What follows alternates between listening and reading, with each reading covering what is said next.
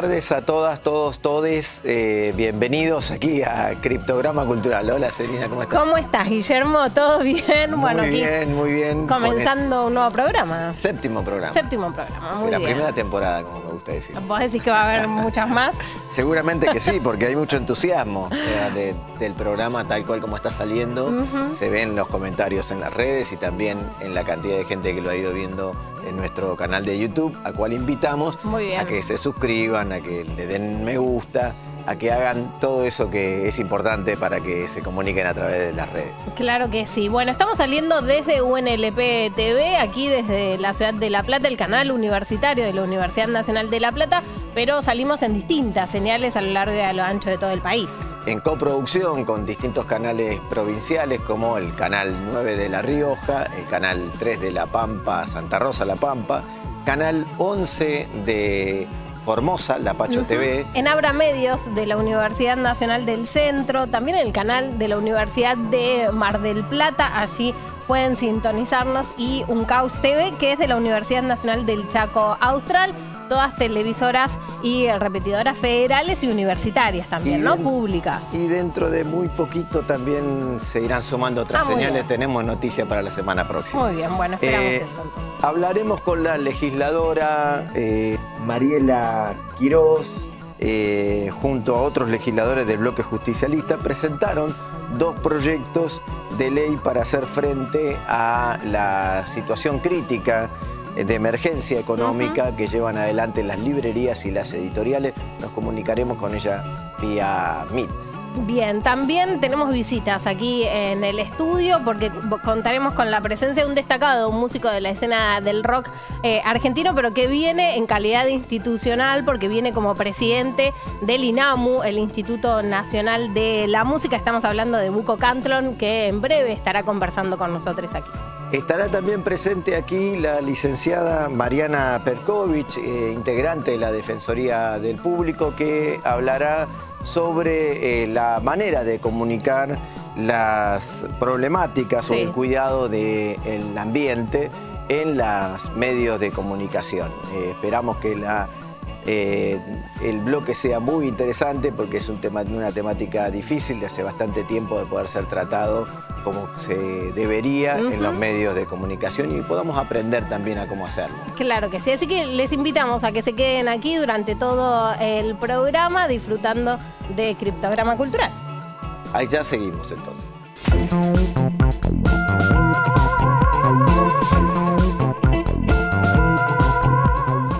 Crisis cultural o censura de mercado. Uno nunca sabe muy bien en estos casos qué sería lo correcto plantearlo, porque se habla mucho de la baja del consumo o de la accesibilidad a la cultura, en este caso, pero también hay que tener en cuenta dónde se puede lograr adquirir, tener accesibilidad a los consumos culturales. Hace muy poquitos días se supo una suba muy grande de la desocupación en la Argentina, arriba de 7 puntos con la anterior de mensual, pero también la interanual supera ya los 5.7 con diferencia a la gestión anterior, algo que a muchos no nos llama la atención porque las políticas públicas vienen empujando de alguna manera esta realidad. Por eso, en el caso de la cultura, más que crisis cultural, diría que crisis inducida. Muy difícil sería pensar en cuál es la capacidad adquisitiva de la audiencia, del público, a sus consumos culturales, a sus artistas, a sus espacios de desarrollo, con un estado de crisis económica tan grande. Fíjense que también en la semana se anunció una baja importantísima del consumo de la carne, una merma enorme de la producción de la metalmecánica y la automotriz, una reducción también muy importante, casi el 4,5% del poder adquisitivo en la industria alimentaria, es decir, un receso muy grande en el consumo en general. ¿Por qué no se vería reflejado eso en la adquisición cultural, en el acceso a los espectáculos públicos, tanto musicales como teatrales, o otro tipo de esparcimiento? Los datos así lo plantean, todavía no tenemos la estadística de consumos culturales anual, pero nos damos cuenta rápidamente que de esa cantidad que hoy vemos reflejada como desocupados, lamentablemente, muchos de ellos y ellas también son del espacio cultural. ¿Por qué? Bueno, la producción de ficción nula por completo. Ya veremos cómo sigue publicando la Asociación Argentina de Actores la cantidad de días que seguimos sin ficción en la televisión abierta. Y también estamos viendo cómo lo que parecía ser un emergente importantísimo en la producción de ficción en las redes digitales, es decir, en las plataformas digitales audiovisuales, tampoco es tanta. No se estrenaron tantas ficciones, ni tampoco hubo tanto trabajo en estos días.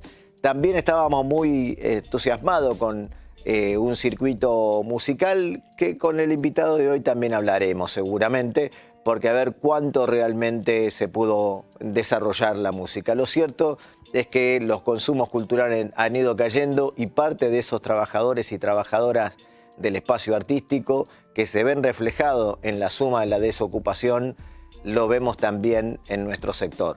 Por eso, crisis cultural o censura de mercado.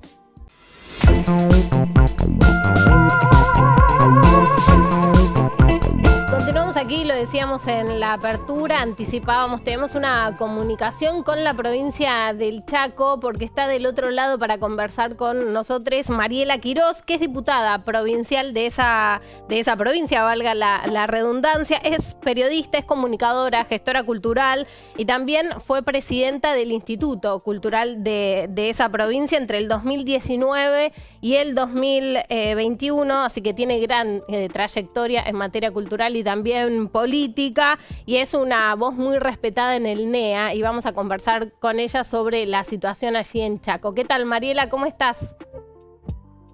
¿Qué tal? ¿Cómo están ustedes? Un placer poder compartir con ustedes mis miradas. Recién escuchaba a Guillermo. La verdad que el repaso que hizo por la situación de la cultura y de las políticas culturales a nivel nacional y que por supuesto impactan en las provincias y sobre todo en las provincias del norte del país, nos da escalofríos a quienes venimos llevando adelante no solo la gestión cultural con políticas públicas, sino también la militancia cultural. Así que poder intercambiar miradas, pensamientos y reflexionar y pensar hacia adelante también es la posibilidad que nos están dando ustedes en este momento. Mariela, preguntarte sobre la declaración de emergencia en lo que tiene que ver con las librerías y también editoriales allí en la provincia del Chaco. Contanos cuál es esa situación. Sí, fundamentalmente, y retomando este análisis que recién escuchábamos, entendemos que todos los sectores están afectados por la falta de políticas públicas, pero por la crisis económica.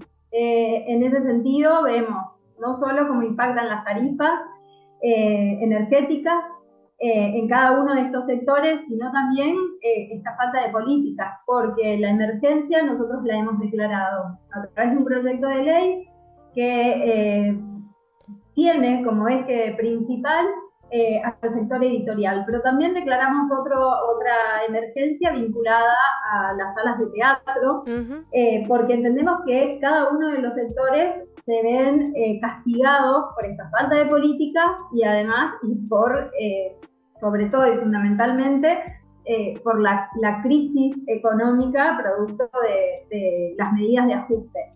Y pensamos entonces en distintas miradas. Vinculadas al sector editorial, habíamos hablado y presentamos este proyecto que hoy está en discusión. Justamente esta semana estamos visitando librerías del interior de nuestra provincia para poder no solo visibilizar, sino también que nos cuenten cuál es la realidad en la que están inmersos en este momento.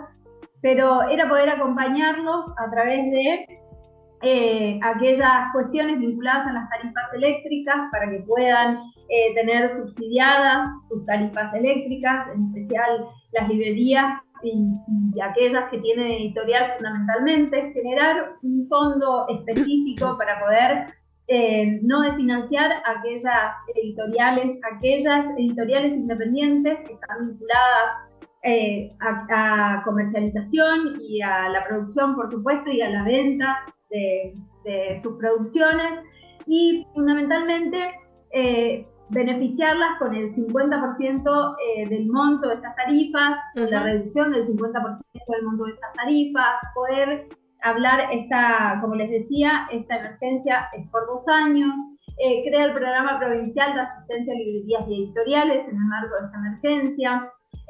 La idea es que tenga líneas de créditos a tasa cero para aquellas librerías y editoriales independientes, que se cree el Fondo Provincial del Fortalecimiento del Sector Editorial con este objetivo que decíamos de sostener y potenciar no solo la actividad literaria, porque de la mano de las editoriales independientes están también los escritores y escritoras que pueden llevar adelante sus producciones a través de estas editoriales. Así que poder garantizar todo el circuito que genera el sector editorial. Claro. Y por otro lado, y de la mano de este proyecto de ley, también presentamos un proyecto de ley que se llama Libros para ser libres, que entendemos que va de la mano, decía, con esto, porque justamente la idea es poder dar continuidad al Programa Nacional Libros para Aprender, sí, que fue otra de las políticas que el Estado Nacional ha desarmado, y que en la provincia del Chaco llevaba más de 1 millón de ejemplares distribuidos en distintas localidades de nuestra provincia a través de los establecimientos escolares. Es decir que esas políticas nosotros entendemos que no solo afectan al sector editorial, sino que afectan al sistema educativo, al desarrollo y al crecimiento de las comunidades en general. Por eso es que nos sentimos tan preocupados, pero a la vez ocupados, y estamos dispuestos a dar batalla y discusión a este tipo de proyectos. Hola Mariela, sabemos muy bien de tu trabajo, gracias por atendernos en este tiempo. También sabíamos que estábamos ahí muy cerca de ingresar también en otra tarea legislativa, así que te robamos un tiempito más. Y entendemos que esto ya lo vivimos, ya lo vimos, digo, ¿no? Allá por 2017, 2018, veíamos cómo también los servicios, sobre todo la electricidad, impactaba sobre los espacios culturales. Digo, fíjate que la mayoría de los espacios musicales, por ejemplo, se desarrollan en bares, pequeños teatros, pequeñas salas, lo mismo los teatros. ¿Algo de alguna de estas medidas alcanzaría, podría llegar a alcanzar a ese sector, o qué están pensando para ver si ayudan también a ese sector a paliar la situación? Sí, por supuesto. Mira, vos diste el ejemplo recién. A mí me tocó ser subsecretaria de Cultura durante el gobierno de Macri a nivel nacional.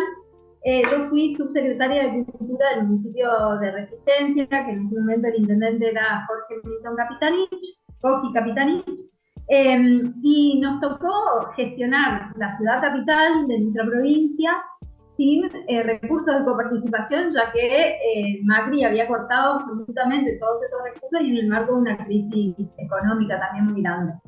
Nos tocó llevar adelante medidas que atendían al sector justamente de los espacios culturales, y espacios culturales, muchos de ellos vinculados a la gastronomía. Gastronomía y cultura son todos espacios que fortalecen los circuitos de las ciudades y de las distintas ciudades. Y generamos herramientas como para poder contener y sostener a esos espacios culturales para que no cierren sus puertas. En este marco, nosotros cada una de estas medidas que las llevamos adelante apuntan justamente a poder contenerlo en este marco de crisis tan trágica, económica y social para la Argentina, y bueno, y vuelvo a insistir, para provincias del norte, donde nosotros la verdad que hemos desarrollado grandes políticas vinculadas a la gestión cultural. Ustedes tienen conocimiento no solo de herramientas legislativas, sino de las políticas culturales que se han llevado adelante, que han hecho crecer al sector de la cultura, al sector de la industria cultural, y fundamentalmente a la comunidad en su conjunto. Claro. Pero volviendo a lo que vos decías, cada una de estas propuestas las trabajamos con cada uno de los sectores, tanto el proyecto vinculado al sector editorial como el proyecto vinculado al sector de los espacios culturales, estuvimos trabajando estas iniciativas, tratando de buscar los consensos y los acuerdos, porque en el marco donde nosotros, nuestra realidad política es que tenemos un oficialismo absolutamente alineado con las políticas nacionales, hoy no existen políticas culturales vinculadas a la gestión pública, son muy pobres estas políticas, y la verdad que a nosotros nos preocupa porque durante los últimos años el sector de la cultura y de la industria cultural en la provincia creció considerablemente. Entonces, hoy se ven devastados porque justamente nosotros sabemos que también al sector de la cultura le falta en un montón de cuestiones seguir creciendo para poder potenciar el desarrollo vinculado a la economía. Sí, se hace imposible sin el apoyo, se hace difícil sin el apoyo nacional, ¿no? La verdad es que se hace muy cuesta arriba, mucho peor de lo que... Tiene el apoyo nacional y tiene el apoyo de los gobiernos en general, ¿no? Mariela, y en ese sentido me parece importante... Sí, nos hemos quedado sin tiempo, pero estaremos atentos y atentas a lo que va sucediendo y seguramente volveremos a establecer contacto para saber cómo continúa la situación allí en el Chaco, que de alguna manera... Esperemos también lograr el consenso legislativo, digo, en la Cámara de Diputados del Chaco para poder sacarlo. Sabemos que no debe ser fácil porque están muy medidas también los legisladores entre sí, así que te agradecemos la iniciativa. Y algo que sucede también en otras provincias que también se vuelve difícil, ¿no? Por más que haya ahí intención, a veces... Buena voluntad, exactamente, se vuelve difícil. Pero a eso hay que sumarle que existe una ley de industrias culturales que tiene un fondeo muy interesante, Guillermo tiene novedades al respecto, y que eso, que ya es ley, no se está ejecutando. Así que eso lo dejamos, si quieren, para la próxima, para poder... La próxima intervención, porque también ese proyecto de ley, los chaqueños te lo deben a ti como presentante y al trabajo del bloque, sin duda. Así que muchas gracias. Muchas gracias, Mariela, un abrazo enorme. Bueno, muy bien, ahí conversábamos entonces con Mariela Quirós, allí legisladora de la provincia del Chaco. Nos vamos a una pausa y continuamos.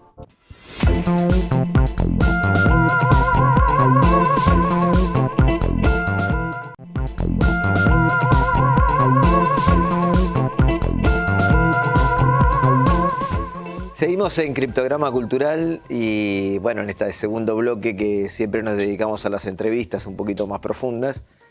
Yo tuve el gusto de conocerlo como músico, como profesional de la música, hace ya algunos años. Primero, siendo yo simplemente un oyente de la música, de que le ha tocado a él participar, impulsar, no solo en la banda que hoy tiene y que lleva adelante, a la cual... Primero, antes de empezar la entrevista, vamos a ver un pedacito de un bloque en vivo, de música en viva de ese tema tan lindo de La Yau, que se llama Lo Haces Mal.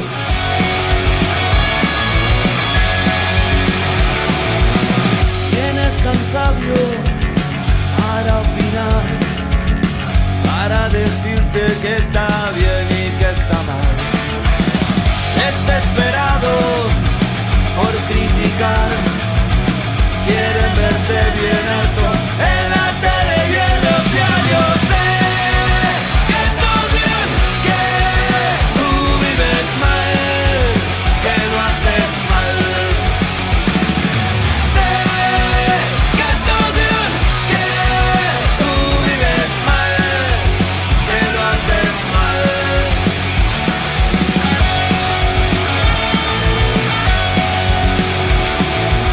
Cantante y guitarrista de La Yau, que hoy cumple funciones institucionales dentro del Instituto Nacional de la Música, pero nos encanta tenerte presente, Buco. Gracias, Mucho gusto. Gracias por venir aquí a La Plata. Gracias por la invitación. Ahí la verdad es que sí, como contás, nos conocemos hace muchísimos años.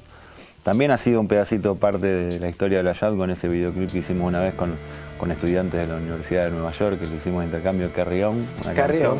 Año y también participaron estudiantes de un terciario cuando hicimos nosotros la parte que nosotros fuimos a grabar. Exacto, fue también una cosa articulada entre la Universidad Argentina y la Universidad de Arte de Nueva York, que hicieron un videoclip ahí. No cambiamos de rumbo, digamos, la educación pública, intercambio y la música sobre todo. Pero La Yau La verdad que tiene una potencia y un sonido musical muy interesante y también las letras. Bueno, lo que estábamos escuchando recién, Lo haces mal, digo, no, realmente tiene una fuerza muy, muy interesante de una corriente musical que está bueno que cuentes un cachito. ¿Cómo empezó la Shout y eso, no?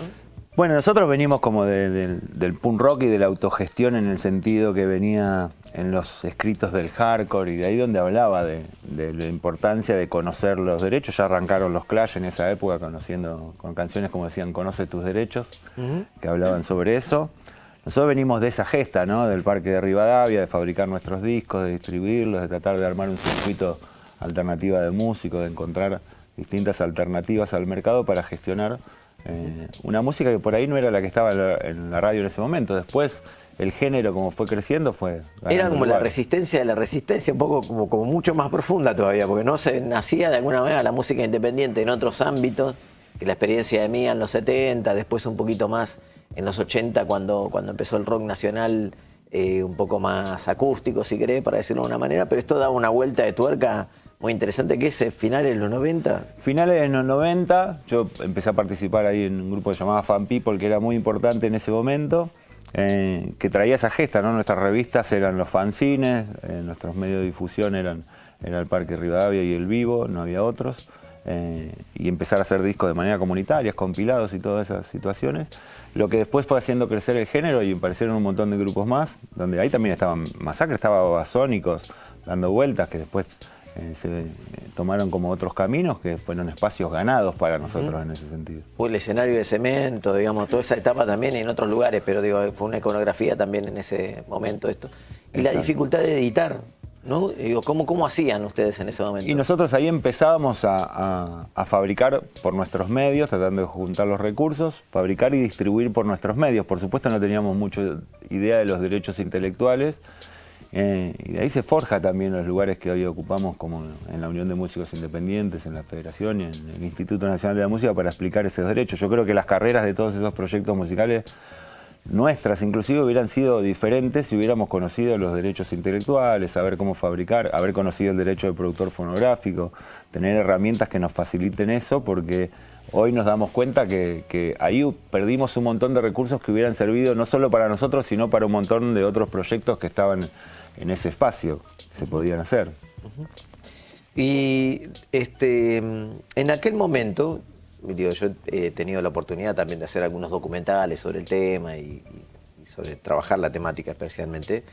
La gran problemática era sin duda poder editar un disco, primero grabarlo en un estudio grande, importante. No existía la tecnología que hay hoy, no es que uno puede grabar como graban muchos de los exponentes musicales hoy, no sé, desde Elegante, Bizarrap, no sé, la misma María Becerra y demás. Digo, editar era todo un problema. Hoy esa problemática se traslada a otro lado. ¿Hay otro espacio, digamos, donde es un problema difícil de adquirir o de fomentar? Sí, yo creo que sí, que tiene que ver con los recursos que tienen los proyectos musicales para poder desarrollarse, ¿no? Porque el problema ahí era entrar a un estudio de grabación que era tan caro como comprarte un auto hoy en día. Entrar a grabar un disco te podía salir como lo que hoy te sale un auto, era como un proceso muy, muy complejo. Después lograr fabricar ese disco, pero tenía una virtud todo eso, que para que te escuchen música, la única forma que podía hacer era que te compren el disco. Entonces vos ibas a tocar, a hacer giras y los discos los vendías, porque no había otra forma que te escuchen en vender los discos. Y después el intercambio con los otros proyectos musicales, las distintas bandas, Cadena Perpetua, Eterna Inocencia, todas Expulsados, todos esos grupos, Loquero y montones más que me estoy olvidando, nos cambiábamos los discos. Le dábamos 10 discos de La Shout y me daba 10 discos de Loquero. Y entonces en nuestra mesa, en nuestra feria, venía alguien y se compraba un disco de Loquero. Para nosotros económicamente eso era como vender 3 o 4 discos nuestros.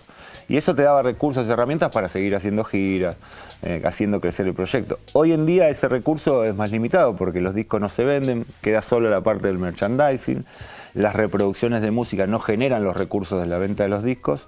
Entonces uno puede ver que en algunos lugares se está como volviendo, en parte también por el amor y el fetiche del vinilo, está volviendo como eso, un poco también como recurso de los artistas independientes a decir, primero saco 300 discos, los vendo y después empiezo a difundir mi música en todas las plataformas. Vemos. compartimos el programa con Celina Herrings, que ya nos presentó. Buco, preguntarte por el rol institucional, ¿no? Bueno, músico, artista, estar en toda esa escena y ocupar también un lugar de funciones, ¿no? De alguna manera de representar todo eso al frente del Instituto Nacional de la Música. Bueno, a mí eso en principio me genera como una comodidad en algunos aspectos. Es decir, yo vengo de un proyecto musical que pudo girar por todo el país con muy pocos recursos, de tener que dormir en el mismo escenario que tocábamos y de girar en colectivos por todo el país.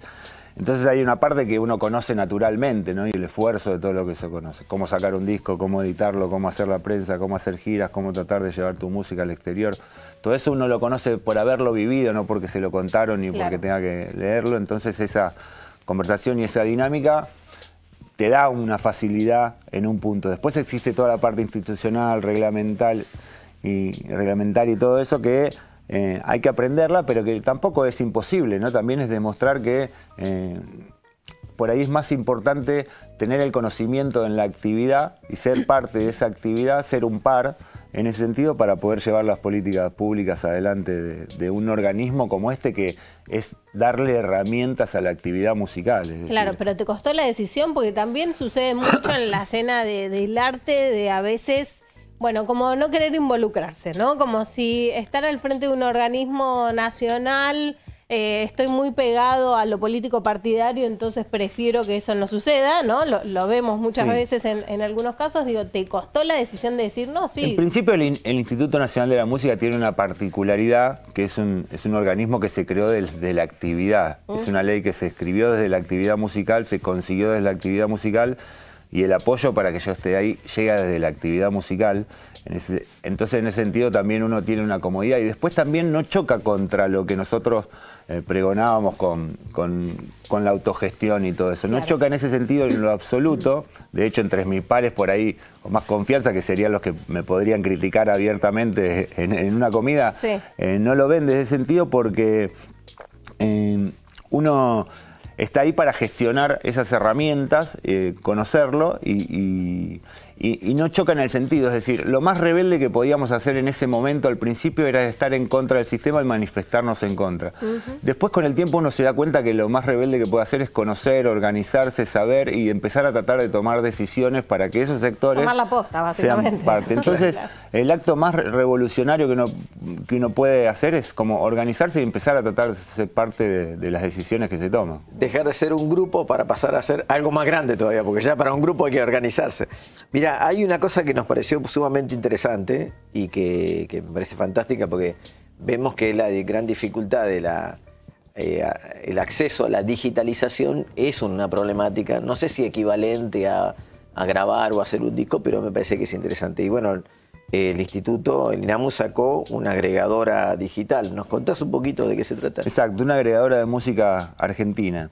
Como para entender un poquito qué es, ¿no? Cuando antes se fabricaba un disco, uno le daba ese disco a los distribuidores que lo llevaban a todas las disquerías, lo ponían a la venta, pasaban a buscar las ventas, se quedaban con un porcentaje y te daban los fondos de la venta del disco. Hoy digitalmente se llama agregadora de música, que es lo mismo, un distribuidor de música digital. ¿Qué hace? Entrega tus archivos de audio, que hoy son tus discos, los entrega a todas las plataformas de streaming, que vendrían a ser como las nuevas disquerías, donde la gente paga un abono para ir a consumir música, recolecta esas reproducciones, que cada vez que hay una reproducción de internet, alguien cobra, entonces recolecta eso y le paga a los artistas, se queda con un porcentaje y le paga a los artistas. ¿Por qué desde el INAMU decidimos meternos en eso, en esa articulación entre lo público y privado? Muy importante, primero porque las empresas la mayoría de las empresas que desarrollaban eso son empresas que tienen una lógica más del copyright, que no de la lógica que viene de nuestros derechos intelectual más romano, que es de protección y con diferencias, ¿no? Es decir, uno en Argentina no puede vender los derechos de autor. Se perdía parte de los derechos como si fuera el copyright. Se perdía parte, exacto, se perdía parte de esos derechos, estaban pensados con otra y nadie explicaba esa parte de los derechos tampoco a la persona que estaba subiendo su música. Este tema a mí me sorprendió que es evidentemente transversal en la producción musical y por eso me sorprendió mucho este clip de video de adhesiones. Vamos a ver el clip, sí, después una pausa y después seguimos charlando. un clip del INAMU. Y bueno, más una creación de INAMU, la creación de AMA. Felicitaciones a todos. Felicito a INAMU por AMA, agregadora de música argentina. Queremos felicitar a INAMU por la creación de AMA, agregadora de música argentina. Soy Emma Cuañerí, perteneciente al pueblo Con. Quiero felicitar al Instituto Nacional de la Música por la creación de AMA. La agregadora de música argentina, una herramienta que permite distribuir nuestras canciones en todas las plataformas digitales del mundo. Quiero mandar un saludo en esta etapa de creación de AMA. Quería felicitar al INAMU por la creación de AMA. Quiero felicitar al INAMU por la creación de AMA. Quiero saludar y felicitar al INAMU por la creación de AMA. Felicitarlos por la creación de AMA, que va a ayudar un montón a todos los músicos argentinos. Quiero felicitar a INAMU por la creación de AMA, agregadora de música argentina. Quería felicitar al INAMU por hacer esta aplicación llamada AMA. La agregadora de música argentina. Agregadora de música argentina. Es una herramienta para poder distribuir nuestra música, nuestras canciones, nuestros discos en todas las plataformas del mundo. Esta agregadora de música que nos permite ser distribuido con nuestra música por todo el mundo. Una locura que se esté haciendo esto, un sueño hecho realidad. Vamos arriba. La alegría que me da tener al INAMU como un aliado en esta vida de músico.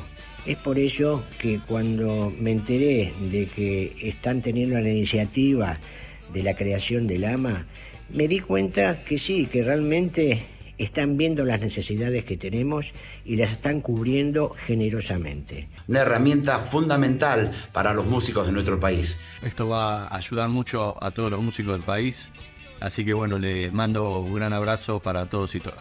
Es una plataforma, una distribuidora para que cualquier músico argentino pueda subir su música justamente, sus canciones, sus discos, y así poder sonar en cualquier plataforma. Esta herramienta fundamental para los artistas independientes, que la venimos remando desde hace muchos años. Creo que esta herramienta facilitará el acceso a las plataformas para los músicos independientes y contribuirá a transparentar el negocio de la música. Para que la música de todas y todos pueda llegar a todas partes del mundo. Que seguramente impulsará muchísimos proyectos musicales que hoy no están en las plataformas. Una herramienta que va a permitir, entre otras cosas, que la música independiente pueda ser escuchada entre el ruido. También nos va a dar la posibilidad de conocer los derechos que esas obras tienen, poder registrarlas y cobrar por las reproducciones. Es necesario que la música nacional e independiente tenga quien nos represente en las plataformas de streaming. Bueno, para seguir disfrutando de nuestra música en todas las plataformas. Felicitaciones y a seguir. Gracias. Quiero felicitar al INAMU por la creación de AMA, la agregadora de música argentina. Muy importante, en especial para los músicos que recién comienzan. Aquí van a encontrar, seguro, un espacio creativo de confianza y de honestidad. ¿Por qué? Porque el INAMU es de los músicos.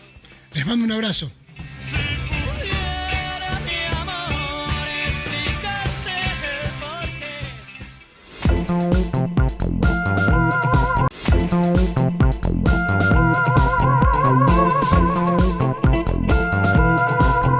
Continuamos aquí y ahora nos vamos a meter en un tema que nos interesa y mucho y que es necesario darle visibilidad también porque nos visita en el estudio de UNLP-TV Mariana Perkovich, que es de la Defensoría del Público. ¿Cómo estás, Mariana? Hola, ¿qué tal? ¿Todo bien? Bueno, nos vas a contar hoy sobre estas recomendaciones que se han hecho desde la Defensoría del Público de lo que tiene que ver con un tratamiento responsable en cuanto a la perspectiva del ambiente, ¿no? En los medios de comunicación. Sí, es así. Nosotros vemos desde la Defensoría del Público, a partir de monitoreos que hacemos, que la temática ambiental no está llegando bien a las audiencias, ¿no? Que el derecho de las audiencias a comprender la profundidad de la problemática ambiental no está siendo respetado porque es deficiente en muchos casos la comunicación.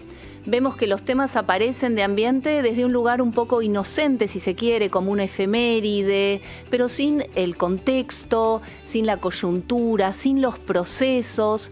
Suele suceder también mucho que aparecen fenómenos meteorológicos extremos y que se habla de una sequía, de una inundación, de un incendio, como algo espasmódico, esporádico. La posibilidad de que esté nevando en la provincia de Buenos Aires, por ejemplo, como algo extraño. Exactamente. Pero ahí queda, digamos. Como ahí queda, muchas veces una inundación, los incendios forestales, nos seguimos sorprendiendo, un incendio o la ola de calor. Bueno, sí, estamos en un contexto de cambio climático, de pérdida de biodiversidad, de la extinción masiva de las especies y también de contaminación. Son fenómenos complejos, multicausales, y estos no están llegando bien a las audiencias, no nos podemos seguir diciendo el tiempo loco. Entonces creemos que tenemos que formar a los comunicadores, a las comunicadoras, para poder crear otra agenda ambiental y comunicar de otra forma. Nosotros lo que buscamos con estas recomendaciones que hicimos no es que haya más columnas de ambiente en un programa, más temas ambientales, sino que haya como una perspectiva y que toda la agenda informativa esté permeada por esta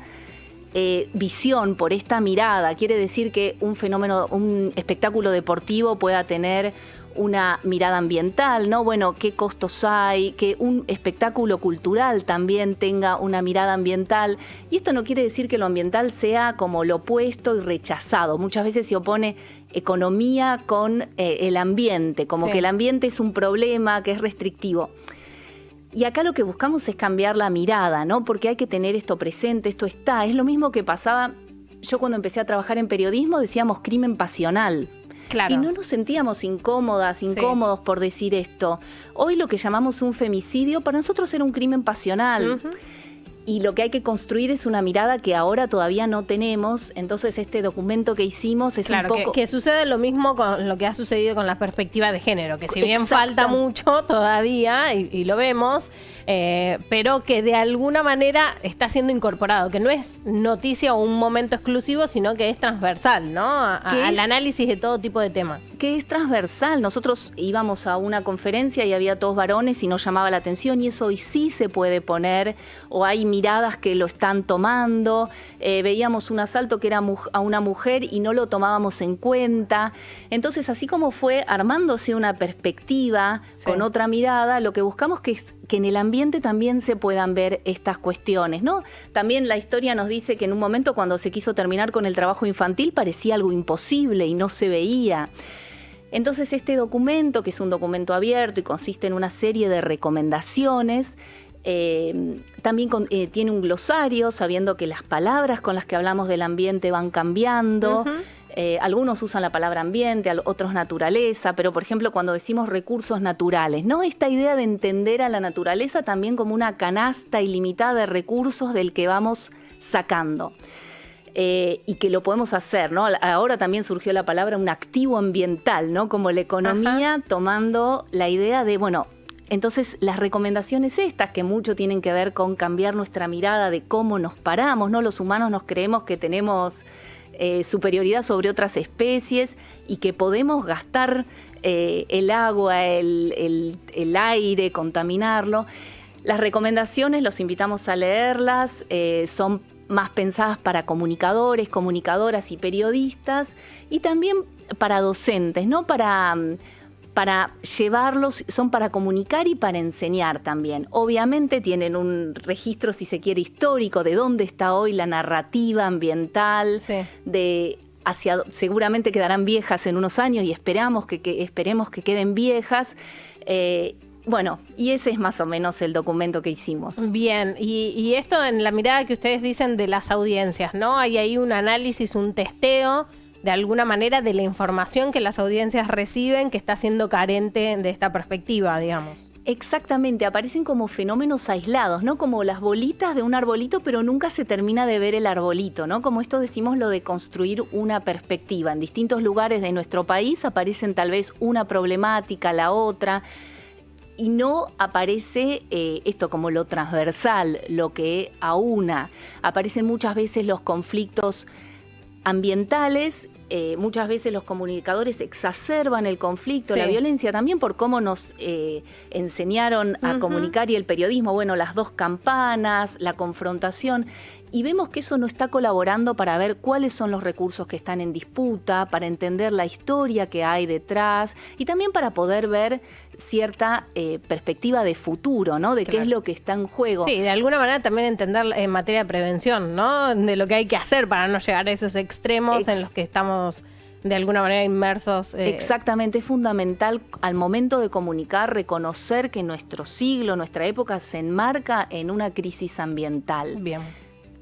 Mariana, lo último, decinos dónde podemos acceder a estas recomendaciones, sobre todo, bueno, justamente está destinada mayoritariamente a los comunicadores y periodistas, colegas, así que recordanos dónde podemos encontrar. En la encontrar. página de la Defensoría del Público, www.defensadelpublico.gov.ar, ahí están las recomendaciones, las invitamos a leerlas, a mandarnos sugerencias, temas que les parezcan que no estén contemplados. Bien, buenísimo. Muchísimas gracias por a haber vos. venido. Ahora sí, nos vamos con Guille. Seguimos en Criptograma Cultural, siempre tratando de descifrar las claves de la cultura y la comunicación. Y en esa tarea charlamos con Buco, músico, compositor, autor, intérprete, integrante de una banda muy respetada como la Shout, pero hoy a cargo de la presidencia del INAMU, conjuntamente con Charo Bogarín, también que está de vicepresidenta. Hablábamos hace un rato, Buco, de la agregadora musical, que veíamos el nivel de transversalidad de la problemática y de la solución que trae la creación de esta agregadora, porque las adhesiones, la verdad que había muchos músicos y músicas que uno pensaba que tenían el problema resuelto, para decirlo de una forma, y sin embargo elogiaban la creación de AMA. Sí, muchos de ellos tienen en cierta forma ya su distribución digital, acordado con distintos sellos o con otros algunos acuerdos específicos, porque tienen una carrera ya bien formada, bien desarrollada, y pueden llegar a distintos acuerdos más directamente. Pero eso sucede solo con algunos sectores que ya hicieron como todo el camino. Para la gran mayoría, cuando va a acceder a estos acuerdos, lo que sucede inicialmente es que los proyectos musicales tienen que pagar para distribuir su música, o sea, algo completamente inverso a lo que propone el Instituto Nacional de la Música. Es decir, subí tu música y en cuanto a lo que recaudás de las reproducciones, un porcentaje son para sostener la agregadora. El famoso eslogan, no pagues por tocar, digamos, para decirlo, ¿no? Antes era pagar el escenario, para decirlo de una forma, y ahora se pasa acá. Exacto, pero bueno, esa afinidad que hay de todos los artistas que se dedican a la música con el Instituto Nacional de la Música, la cercanía, hacen que den apoyo y saben que esta herramienta es importante. Es importante también porque saben que el INAMU va a transparentar cómo son los cobros en las reproducciones digitales, cuánto se cobra, de qué manera, porque la fórmula no es tan fácil como antes, que vos tenías un disco, un costo de fabricación y un precio de venta, y la diferencia estaba al margen de los porcentajes que uno podía negociar con el distribuidor o con quien sea. En esto depende de si te escuchan por una plataforma que tiene usuarios pagos o no, si tiene publicidad o no tiene publicidad, si de qué y es del precio, del costo de esa plataforma en cada uno de esos países, del tiempo que te escucha, por dónde llegan a la canción. Entonces, o sea, la variable es muy grande, porque antes uno decía, bueno, del precio del público, del precio de venta al público del disco, sea el vinilo o lo que sea. Exacto, vos fabricabas un disco, lo ponías al precio al doble y en esa mitad le repartías al distribuidor, claro, al disquero, a vos, a los intérpretes. Era una suma fácil, ahora está complicado, porque todas las plataformas son distintas, todos tienen precios distintos. Exacto, ¿no? Y después con la particularidad que existe hoy en este nuevo mercado de dos grandes diferencias, ¿no? Una es que uno tiene que creer en esos números que ve. La plataforma que te paga es la que te dice cuánta gente te escucha también. La cuestión de fe. Claro, no tenés una cuestión de tengo 1000 discos y bueno, no tengo más, se vendieron todos. Es algo que uno puede contar en eso. ¿Cómo hacen los nuevos desarrolladores musicales, para decirlo de una forma? Porque son músicos también, pero en esa parte son también desarrolladores, digamos. ¿Cómo hacen para gestar un trabajo de estas características que le genere ingresos musicales a través de la digitalización? Eso, por lo que está contando, es sumamente complejo, por eso hago esta pregunta. Es sumamente complejo, los importes son chicos, por eso también hay que perder un poco la ilusión de decir, ahí hay un negocio importante en la música hoy en día. Ahí no hay un negocio importante, a menos que ya estés plenamente consagrado y que tengas millones de reproducciones. Ahí se torna interesante en eso, pero en realidad es que es más como una herramienta de difusión. que ahora para todos los proyectos en desarrollo tiene un costo, y por lo menos lo que debería ser en principio es no tener un costo y sí tener algo de ingresos, porque la verdad que la fuerte hoy en lo económico de un proyecto musical es el vivo, es el merchandising, es otra cosa. Si logran fabricar un disco y vender un vinilo, sí, porque es otra cosa, pero ahí no está lo fuerte. Pero sí hay que tener mucho cuidado en donde uno sube la música para proteger los derechos, porque muchos de esos contratos donde uno sube la música y paga para que lo distribuyan, también está cediendo muchos derechos. Ahí me gustaría hacerte una pregunta, porque estuve navegando en internet antes de que vinieras, viendo que hay grandes elogiadores que hacen tutoriales y grandes detractores. Y uno de los puntos que pusieron como negativo me parecía, no sé si decir ingenuo o hasta sonso de parte de quien si es músico, porque dice, la agregadora te pide sí o sí que tengas la declaración de la DNDA y tu propio código ISRS. Dice, ¿cómo llegaron a la conclusión de que efectivamente necesitaban que se cargue esto primero? Mira, el código ISRC es el DNI de la canción que identifica a todas las reproducciones que suceden en Internet, sean fiscalizadas por nuestra entidad de gestión colectiva que recaudan derechos como SADAIC de CAPIF o no. Por ejemplo, CAPIF no recauda en el resto del mundo el derecho de productor fonográfico, no lo recauda. Entonces, las agregadoras, ¿qué hacen? Si no tenés código ISRC, no te hagas problema, nosotros te lo regalamos.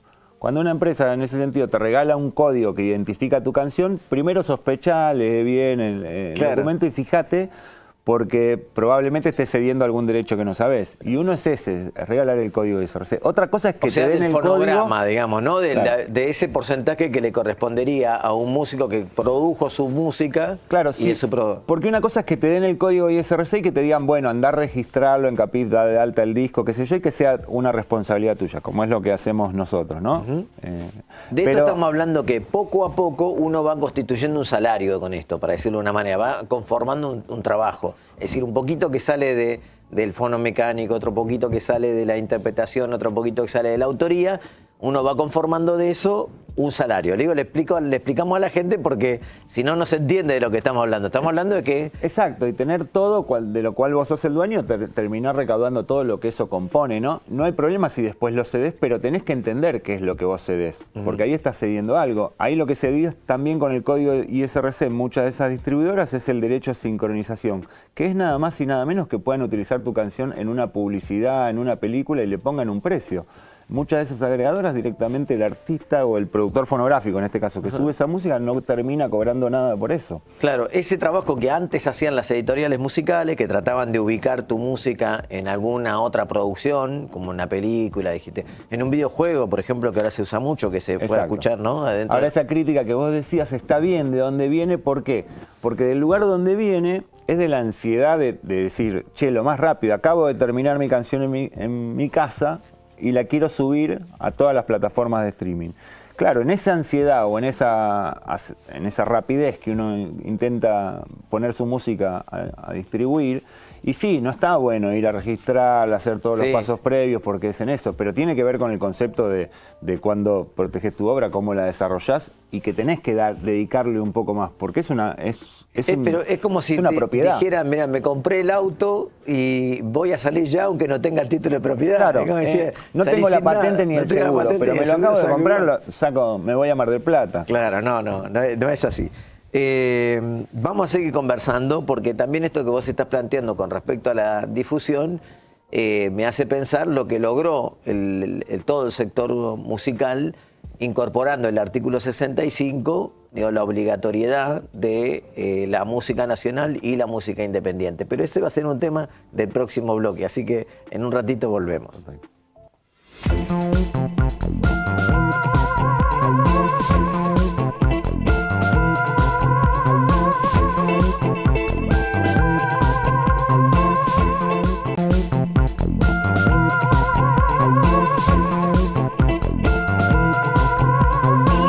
Nacional de la Música puso en marcha el Banco de Música Nacional e Independiente. Si perteneces a una radio o medio de difusión, inscribite y accede a la música independiente de todos los estilos y provincias a través del Banco de Música del INAMU.